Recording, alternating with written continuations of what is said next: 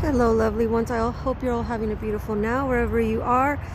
I just wanted to share a brief message with you all. I know that as a collective right now, we are going through more deeper transitions that we have been through in the past.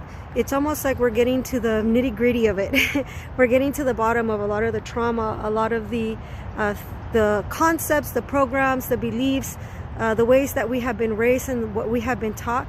We're getting to the bottom of that, and we're seeing what works for us and what doesn't work for us. And so a lot of people right now and in the future are just going to be leaving behind a lot of what they are not. They are going to be leaving behind a lot of what doesn't resonate with them, what doesn't feel right.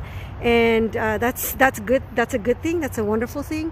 But for a lot of us who are going through really intense times and are having difficulties even just navigating through a lot of the strong emotions that we're going through, and a lot of the intense healings that we're going through that are very difficult for the human vessel and very difficult for the psyche too.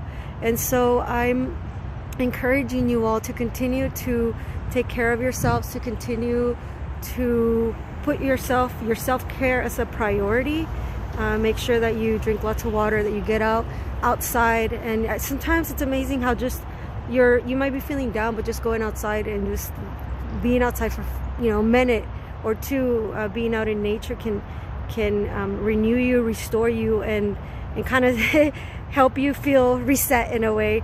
And so right now is a time for us to not run away from our feelings and try to distract ourselves or try to push away our feelings. That's not going to necessarily work for a lot of us anymore. And so we do have to be brave and face a lot of what's coming up, and not running away, not turning away from what's coming up for us, but realizing that we are courageous and brave enough to be able to deal with whatever comes up, and to hold ourselves in compassion and love, because that's what a lot of us are needing right now. Not to beat ourselves up, not to fight, not to be in conflict, but to be held and to be embraced and to be allowed to heal from whatever's coming up. You're worthy of it. You can do it. Have all the faith in humanity, that humanity can do it. We are much more than just a simple collective. We are realizing that we are much more than that we are much more powerful and have a lot more to share with this universe than we realize it. And we're realizing the richness of our being and of our soul now, and in each and every day we're realizing it more and more.